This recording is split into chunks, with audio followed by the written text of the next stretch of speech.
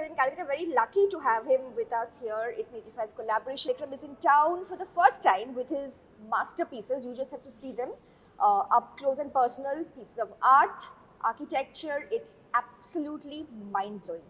Vikram, welcome to Calcutta. Thank you so much. What a flattering reception. No. I should come here more often. Look at the pieces. I mean, it's marvelous, honestly. Piece of art. Thank you so much. But Calcutta, Vikram, what is fascinating about the spirit of the city? My gosh, I've been reading about Calcutta since I was born, and it's always been the home of so much visual culture, from Satyajit Ray, cinema, theatre, literature, art. So it's a great joy to be here with my work. So It's why really, have you come here after such a long time? you know, After traveling the world? sometimes, we launched a new brand. We had the Vikram Goyal Studio, Yes, of course. which has been around for 25 years. Yes. And we launched our lifestyle brand VIYA last year. It is an online brand, and we are taking it offline with these pop-ups. So the idea to really come to Calcutta came because of this pop-up journey for VIYA, and that's how we ended up here. Right. And then our stars aligned with Saionee and Pooja and Lansdowne, and that's why we're here. She found this absolutely Isn't it beautiful? phenomenal place, the Buddhwan Palace, in the heart of Alipur in Calcutta. And when I saw images, I said, this is great. This and is then my it. team came here and they said, what have you committed to? Because this is really challenging. But, at the end, I can say I'm really delighted with this space, because it's also, so much of our work is rooted in heritage, in history, in India's deep culture. And then to have this kind of foil for our work, it couldn't have been better.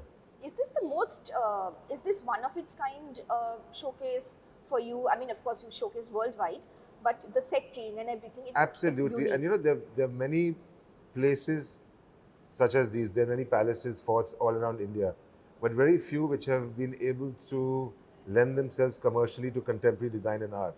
So, I think this is a great platform for anyone wanting to show contemporary work.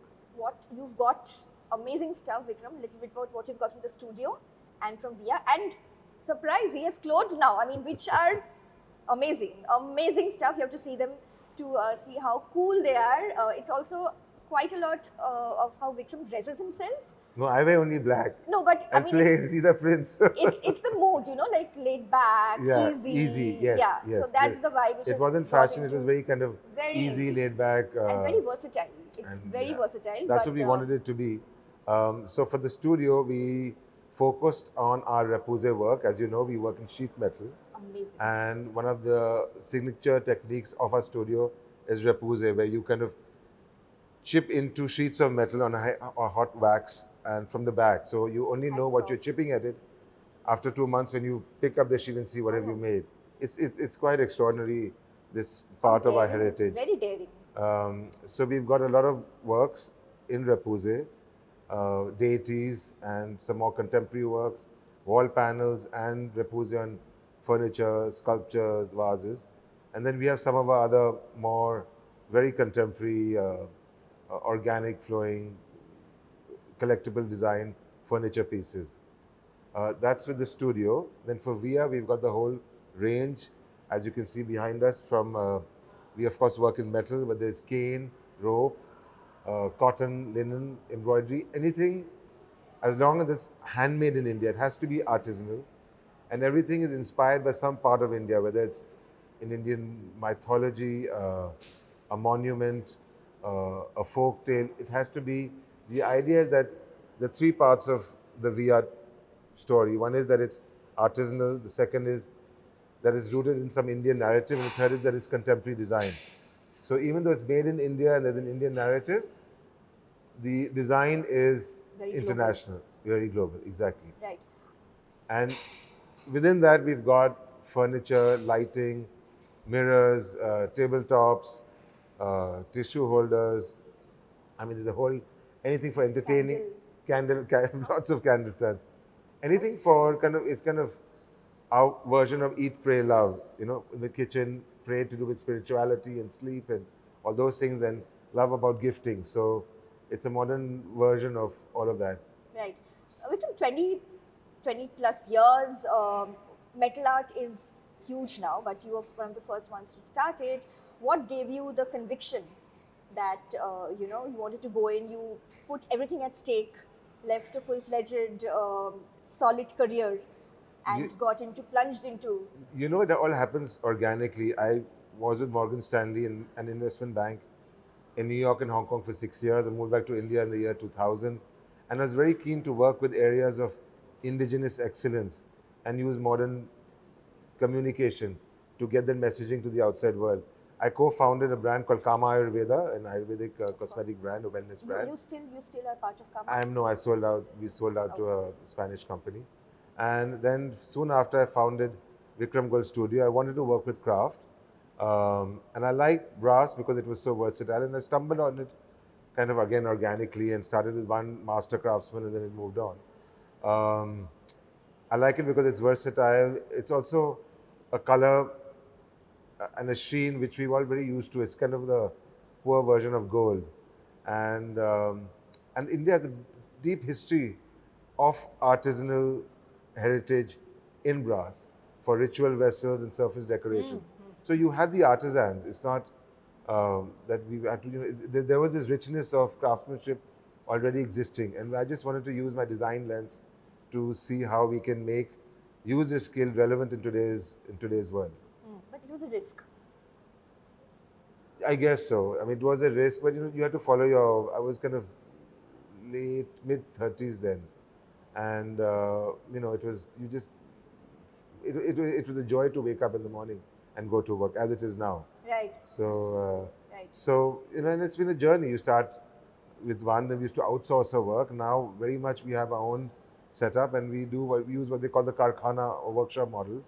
I'm not a trained designer, nor am I an artisan, but my intervention has come from having this big workshop where we have the designers, engineers, the artisans, production managers, and the two things we are able to stretch the boundaries of design because it's our own workshop, and we can experiment, we can sample, because it's under our own four walls. And we're also able to stretch the boundaries in terms of scale, make very, very large, which is difficult to do when you're outsourcing stuff. Correct. You're able to take risks not only on the patterns and designs, but also on the scale of things. So I'm quite pleased with where we've reached now. And we launched VIYA a year and a half ago. It has been 3 years in the making. It was kind of born during COVID, where I actually published a book on the family's collection of Srinathji miniature paintings. And then we were doing this tour, talking to people around the world on Zoom.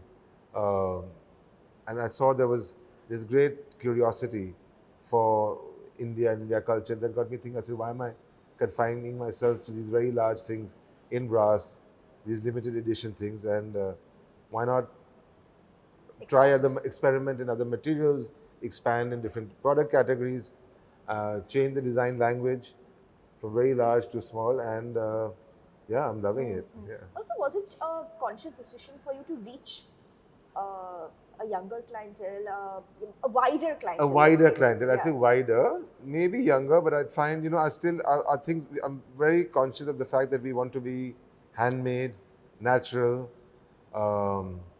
and very quality conscious. And none of those things lend themselves very much to cheap and cheerful, if you know what I mean, to a budget. So, our price point is way more accessible than the studio is, but it's still not mass, if you know what I mean. But it is definitely a wider audience. You need a certain taste to... And I was very keen that I wanted to showcase the best of India internationally. So there were no shortcuts.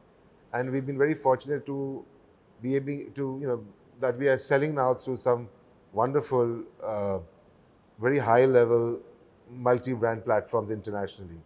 And, that was what our journey was all about. So it was very difficult for me to cut corners. And I wasn't interested in doing the mass sell in India model. It just didn't excite me. Because I wanted to be creative and experiment with showcasing the best of what we have. And of course, your masterpieces, Vikram, typically... The studio pieces. The studio pieces are typically how long? I know it's difficult because it's all hand done. But typically anything in the studio takes 6 to 12 weeks. Anything. anything the studio takes, and that's kind of the VIYA also has metal, but the way we kind of separate it is in the studio, we work with sheet metal. And most metal studios around the world work with cast metal. You know, they're casting and they molds and they sand or wax casting and they cast them and then work on it. We get the material in rolls, in rolls, sheets of brass. Then they are beaten to give it strength, and then they're made into three-dimensional objects, which is very, very labor intensive. You almost kind of, you know, it's in our DNA to labor at something and be at it for 2-3 months on one piece. And it's meditative, like it's literally it's meditative, especially in repose, because so much as you chip away is depending on your breath and what you're putting into, because you're literally carving into the metal from the reverse. You're not seeing what you're carving, you're seeing it from the back. So it requires an extraordinary amount of skill and patience and peace of mind. That breath is very important. You've really worked quietly, Vikram, over the last 2 decades, doing your work, positioning your work globally.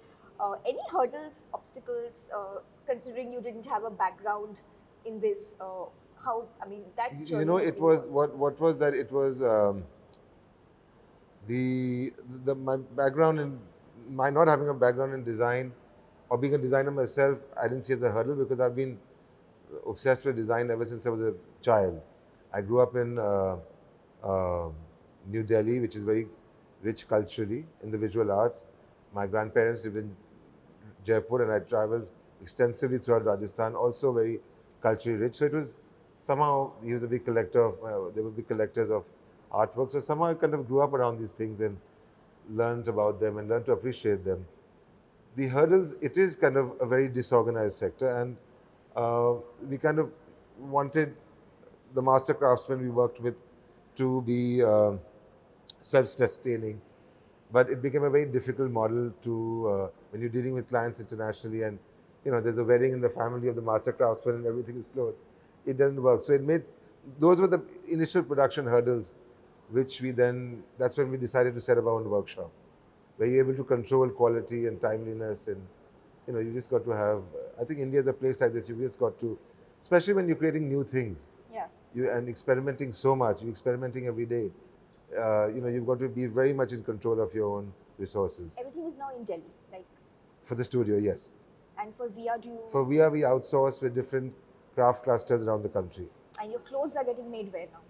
Our clothes are getting made in Delhi. What was the starting point of that? Have you got a name for the label, or is it? No, it's all under VIYA. Okay. It's all under VIYA, and we had these wonderful prints, and one of our designers, you know, as VIYA keeps expanding based on an idea or based on a craft cluster. Or, so it's fluid. It's completely fluid. You know, as a lifestyle brand, we started candles. As long as there's artists, as long as it has those three tenements. And one of our key designers said she was very interested in apparel.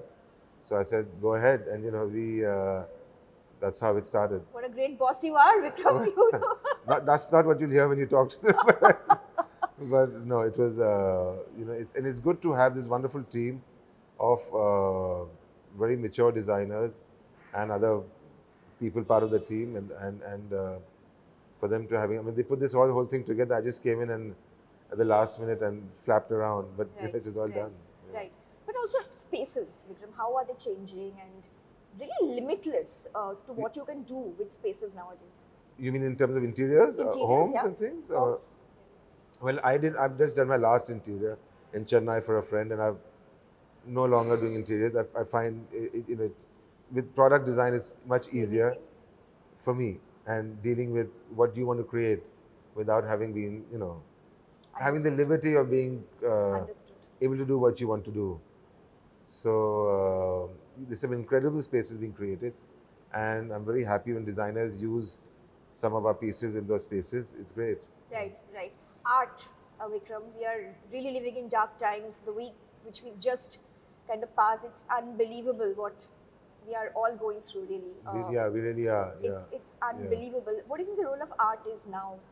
I think the role of art is manifold. One is to use it to get people to think.